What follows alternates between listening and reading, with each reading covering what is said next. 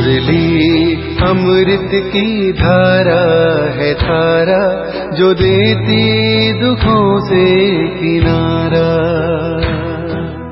मुरली अमृत की धारा है धारा, जो देती दुखों से किनारा।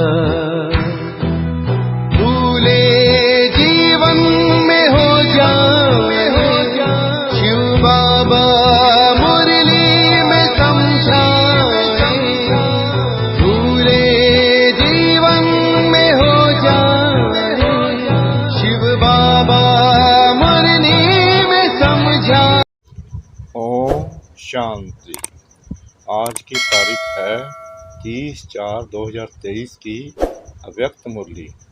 Revise date 17/11/1994 Madhuban. अव्यक्त बाप दादा। हर गुण व शक्ति के अनुभवों में खो जाना अर्थात खुश नसीब बनना। आज प्यार के सागर बाप दादा अपने प्यार स्वरूप बच्चों से मिलन मना रहे हैं। बाप का भी प्यार बच्चों से अति है और बच्चों का भी प्यार बाप से अति है। ये प्यार की डोर बच्चों को भी खींच कर लाती है और बाप को भी खींच कर लाती है। बच्चे जानते हैं कि ये परमात्म प्यार कितना सुखदाई है। अगर एक सेकंड भी प्यार में खो जाते हो तो अनेक दुख भूल जाते हैं, सुख के झूले में झूलने लगते हो। ऐसा अनुभव है ना। बाप दादा देख रहे हैं कि दुनिया के हिसाब से आत्माएं कितनी साधारण हैं, लेकिन भाग्य कितना श्रेष्ठ है। जो सारे कल्प में चाहे कोई धर्म आत्मा हो, महान आत्मा हो, लेकिन ऐसा श्रेष्ठ भाग्य ना तो किसी को प्राप्त है ना हो सकता है। तो अति साधारण और अति श्रेष्ठ भाग्यवान बाप दादा को साधारण आत्माएं ही पसंद है। क्यों? बाप स्वयं भी साधारण तन में आते हैं। कोई राजा के तन में या रानी के तन में नहीं आते, कोई धर्मात्मा महात्मा के तन में नहीं आते। साधारण तन में स्वयं भी आते हैं और बच्चे भी साधारण ही आते हैं। आज का करोड़पति भी साधारण है। साधारण बच्चों में भावना है और बाप को भावना चाहिए, देभान वाले नहीं चाहिए। जितना बड़ा होगा उतना भावना नहीं होगी, लेकिन भान होगा तो बाप को भावना का फल देना है और भावना साधारण आत्माओं में होती है। नामी ग्रामी आत्माओं के पास ना भावना है ना समय है। बाबा बता रहे हैं जो नामी ग्रामी आत्माएं हैं उनके पास ना भावना है ना समय है। तो बाप देख रहे हैं कितने साधारण और कितने श्रेष्ठ भावना का फल प्राप्त कर रहे हैं। इसलिए ड्रामा अनुसार संगम युग में साधारण बनना ये भी भाग्य की निशानी है, क्योंकि संगम पर ही भाग्य विधाता भाग्य की श्रेष्ठ लकीर खींच रहे हैं और साथ साथ भाग्य की लकीर खींचने का कलम भी बच्चों को दे दिया है। कलम मिली है ना। भाग्य की लकीर खींचना आता है। कितनी लंबी लकीर खींची है, छोटी मोटी तो नहीं खींच ली। जितना चाहे उतना भाग्य बना सकते हो। खुली छुट्टी है और सभी को छुट्टी है, चाहे नए हो चाहे पुराने हो। सप्ताह कोर्स किया, बाप को पहचाना और बाप भाग्य का कलम दे देता है। यही परमात्म प्यार है। प्यार की निशानी क्या होती है?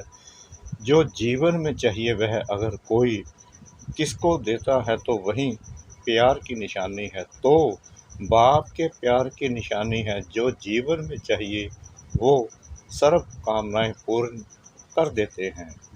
सुख शांति तो चाहिए ना। अगर कोई वस्तु एक दो को देते हैं तो उससे सुख मिलता है ना। तो बाप सुख क्या देता, लेकिन सुख का भंडार आप सबको बना देते हैं। सुख का भंडार है ना, पूरा स्टॉक है या एक कमरा दो कमरा है, भंडार है।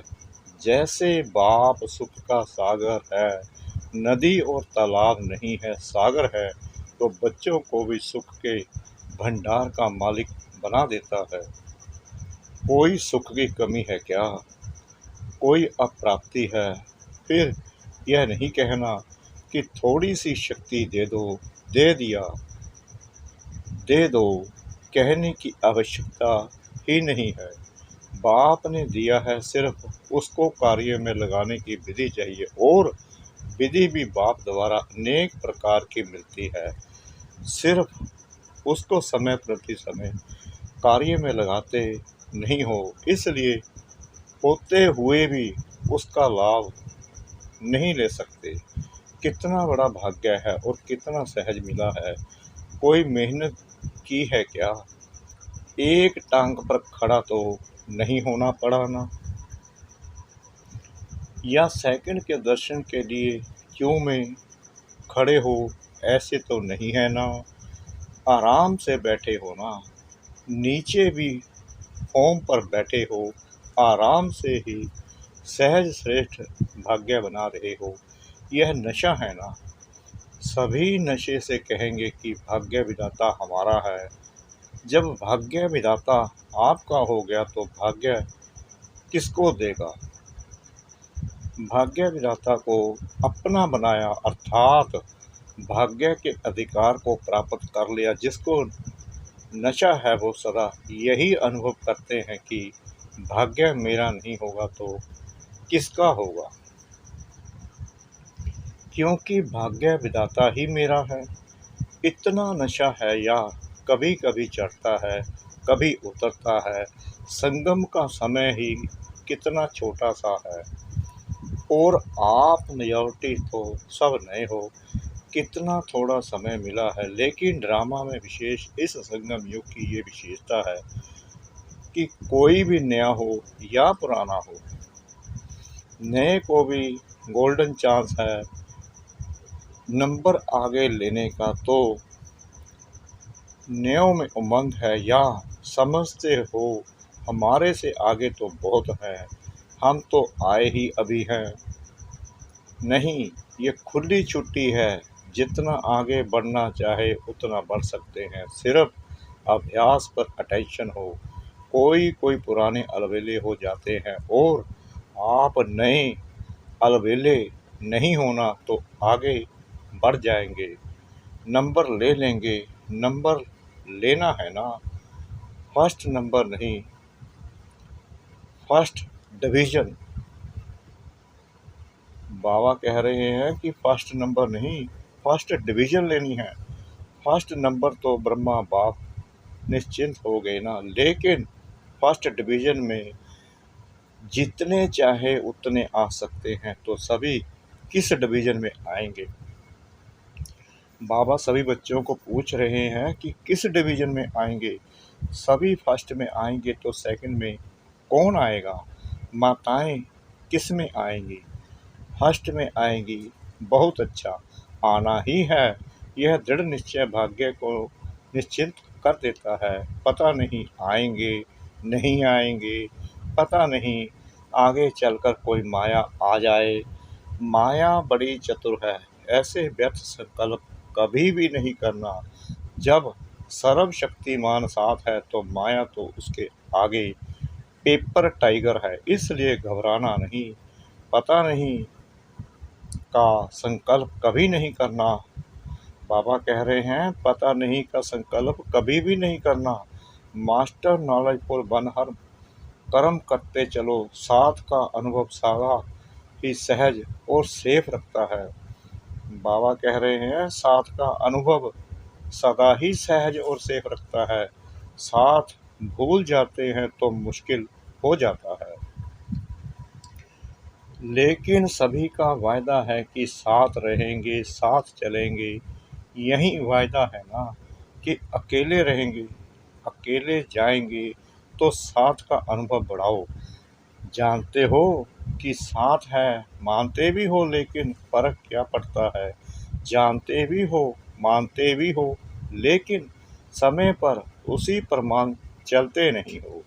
माया का फोर्स ये जो कोर्स है उसको भुला देता है, लेकिन क्या माया बहुत बलवान है? वह बलवान है या आप बलवान हो, या कभी माया बलवान कभी आप बलवान। आपकी कमजोरी माया है और कुछ नहीं है। आपकी कमजोरी माया बनकर सामने आती है, जैसे शरीर की कमजोरी बीमारी बनकर सामने आती है ना, ऐसे आत्मा की कमजोरी माया बन करके सामना करती है। तो ना कमजोर बनना है, ना माया आनी है, लक्ष्य ही है माया जीत जगत जीत।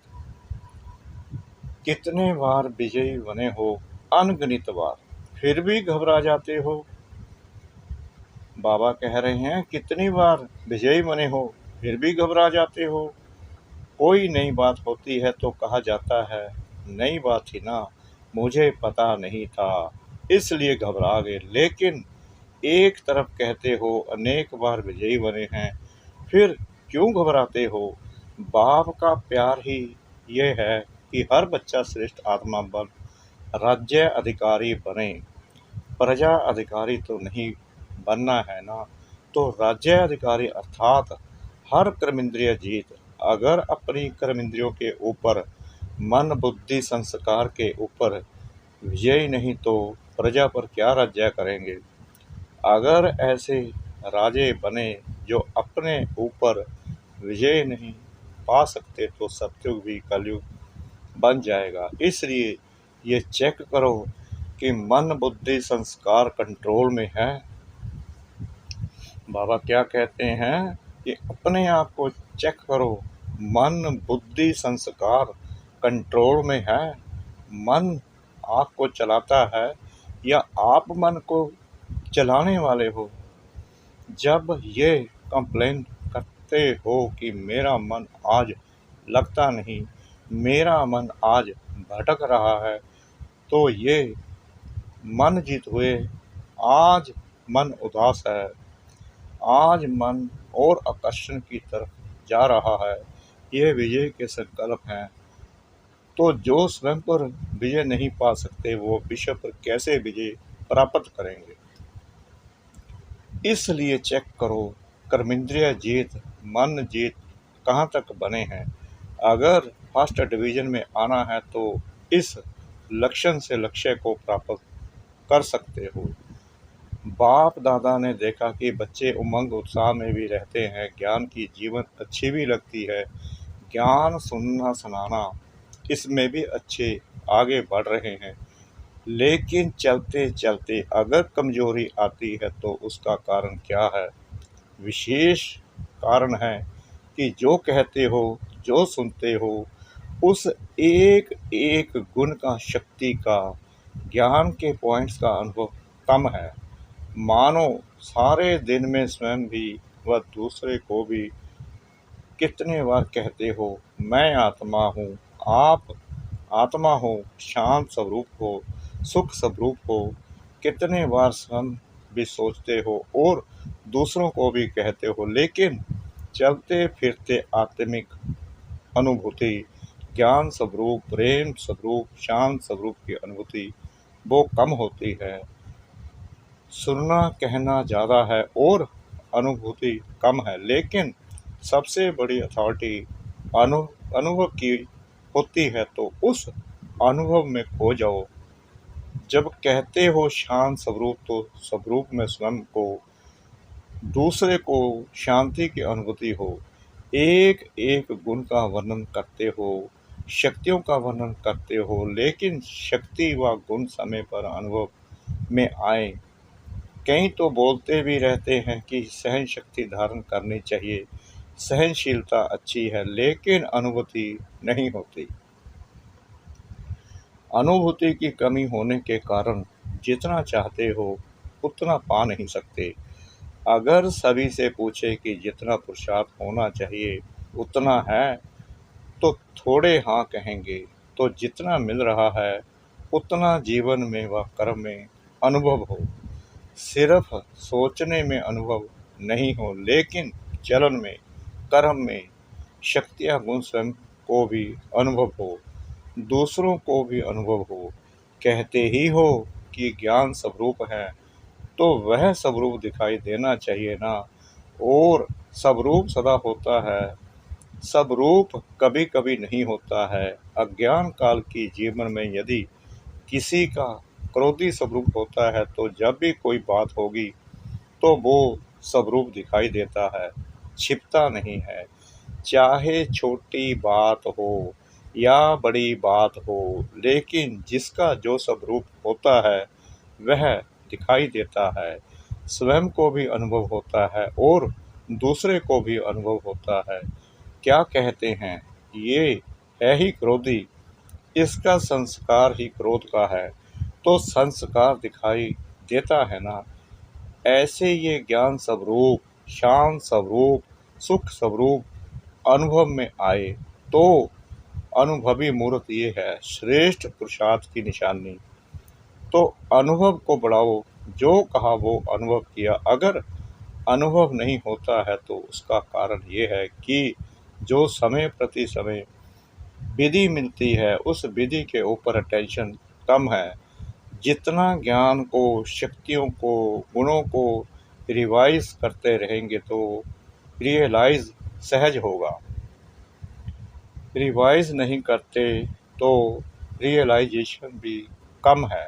सुना, बहुत अच्छा, लेकिन चलते फिरते रिवाइज होना चाहिए। जैसे दुनिया वाले कहते हैं कि कर्म ही योग है, कर्म और योग अलग नहीं मानते, कर्म ही योग मानते हैं। कर्म से योग लगाना, इसी को ही कर्म योग समझते हैं। लेकिन कर्म और योग दोनों का बैलेंस चाहिए। कर्म में बिजी रहना योग नहीं है। कर्म करते योग का अनुभव होना चाहिए। कर्म में बिजी हो जाते हैं तो कर्म ही श्रेष्ठ हो जाता है, योग किनारे हो जाता है। चलते चलते यही अलबेलापन आता है, तो कर्म में योग का अनुभव होना, इसको कहा जाता है कर्म योगी। मूल बात है अनुभवी स्वरूप बनो, एक एक गुण के अनुभव में खो जाओ, शक्ति स्वरूप बन जाओ। आपके स्वरूप से शक्तियाँ दिखाई दे। अभी भी देखो, अगर कोई में कोई विशेष शक्ति होती है तो उसके लिए कहते हो ये बहुत सहनशील स्वरूप है, इसमें समाने की शक्ति बहुत दिखाई देती है। तो कोई में दिखाई देती है, कोई में नहीं, और कभी दिखाई देती है कभी नहीं, तो अटेंशन कम हुआ ना। तो हर शक्ति, हर गुण, हर ज्ञान की पॉइंट्स आपके स्वरूप में अनुभव करें, और वो तब होगा जब पहले स्वयं को अनुभव होगा। अगर स्वयं अनुभवी होगा तो दूसरे को उससे सबसे अनुभव होगा। और जब अनुभव करते हो तो कितनी खुशी होती है। एक सेकंड भी अगर किसी गुण व शक्ति का अनुभव होता है तो कितनी खुशी बढ़ जाती है। और जब सदा अनुभवी स्वरूप होंगे तो सदा चेहरे पर खुशी की झलक, खुश नसीब की झलक अनुभव होगी। तो अनुभव को बढ़ाओ। विधि तो स्पष्ट है ना। अच्छा, सभी खुश नसीब तो हो ही, लेकिन विशेष खुशी मनाने आए हो तो सबको खुशी मिली है। सब आराम से रहे हुए हो, मन आराम में है तो तन को आराम मिल ही जाता है। ये तो होना ही है, जितना स्थान बढ़ाएंगे उतना कम होना ही है। ये भावी है, उसको क्या करेंगे। और अच्छा है, रिहर्सल हो जाती है। जहाँ बिठाओ, जैसे बिठाओ, जैसे सुलाओ, इसकी रिहर्सल हो जाती है। तो पट में सोना अच्छा है। पट राजा बन गए ना। शास्त्रों में तो पटरानी और पटराजा का बड़ा गायन है। आप तो बहुत सहज बन गए। कोई तकलीफ है, बाप दादा और निमित्त आत्माएं सोचती तो यही हैं कि सब आराम से रहें। लेकिन अगर ज़्यादा संख्या में भी आराम लगता है तो खुशी की बात है। जहाँ भी रहे हुए हो, वहाँ खुश हो, कोई तकलीफ नहीं है। और बुलाएं, सिर्फ एक सूचना चली जाए कि जो आना चाहे वो आ जाए। तो क्या करना पड़ेगा? अखंड तपस्या करनी पड़ेगी, खुशी की खुराक खाओ और अखंड योग करो, फिर तो सभी आ सकते हैं। करेंगे, थक नहीं जाएंगे, भूख नहीं लगेगी, 7 दिन नहीं खाएंगे, 7 दिन खाना नहीं मिलेगा। बाप दादा ऐसा हट कराना नहीं चाहते, सहज योगी होना। ये परमात्म मिलन कम भाग्य नहीं है, ये परमात्म मिलन का श्रेष्ठ भाग्य कोटों में कोई आप आत्माओं को ही मिलता है। बाबा कह रहे हैं, ये परमात्म मिलन का श्रेष्ठ भाग्य कोटों में कोई आप आत्माओं को ही मिलता है। अच्छा, मिल लिया ना। भक्ति में तो जड़ चित्तर मिलता है और यहाँ चैतन्य में बाप बच्चों से मिलते भी हैं, रूह रूहान भी करते हैं। तो ये भाग्य कोई कम है? फिर भी आप सब लकी हो। समय की गति बदलती जाती है, अभी फिर भी आराम से बैठकर सुन रहे हो। आगे चलकर वृद्धि होगी तो बदलेगा ना। फिर भी आप लकी हो, क्योंकि टू लेट के टाइम पर नहीं आए हो, लेट के टाइम पर आए हो। तो सब खुश हो। अच्छा, चारों ओर के सर्वश्रेष्ठ भाग्य विधाता के भाग्यवान आत्माओं को सदा मन जीत जगत जीत के निश्चय और नशे में रहने वाले, सदा हर गुण शक्ति और ज्ञान के अनुभवी आत्माएं, सदा बाप को साथ रखने वाले कंबाइंड स्वरूप आत्माएं, सदा श्रेष्ठ भाग्य की लकीर को सहज श्रेष्ठ बनाने वाले ऐसे अति समीप और श्रेष्ठ आत्माओं को बाप दादा का याद प्यार और नमस्ते। अच्छा, मीठे मीठे सिकना दे बच्चों प्रति माता पिता बाप दादा का याद प्यार और गुड मॉर्निंग। रूहानी बाप की रूहानी बच्चों को नमस्ते। हम रूहानी बच्चों की रूहानी बाप दादा को श्रद्धा भरी प्रेम भरी नमस्ते। शुक्रिया बाबा, शुक्रिया बाबा, शुक्रिया बाबा, इस मीठी मीठी मीठी मुरली के लिए। वरदान, बानी और मनसा दोनों से एक साथ सेवा करने वाले सहज सफलता मूर्त भव। बाचा के साथ साथ संकल्प शक्ति द्वारा सेवा करना, यही पावरफुल अंतिम सेवा है। जब मनसा सेवा और बानी की सेवा दोनों का कंबाइंड रूप होगा, तब सहज सफलता होगी। इससे दुगनी रिजल्ट निकलेगी। वाणी की सेवा करने वाले तो थोड़े होते हैं, बाकी रेख देख करने वाले दूसरे कार्यों में जो रहते हैं उन्हें मनसा सेवा करनी चाहिए। इससे वायुमंडल योग युक्त बनता है। हर एक समझे मुझे सेवा करनी है, तो वातावरण भी पावरफुल होगा और सेवा भी डबल हो जाएगी। स्लोगन, सदा एक रस स्थिति के आसन पर विराजमान रहो तो अचल अडोल रहेंगे। सदा एक रस स्थिति के आसन पर विराजमान रहो तो अचल अडोल रहेंगे।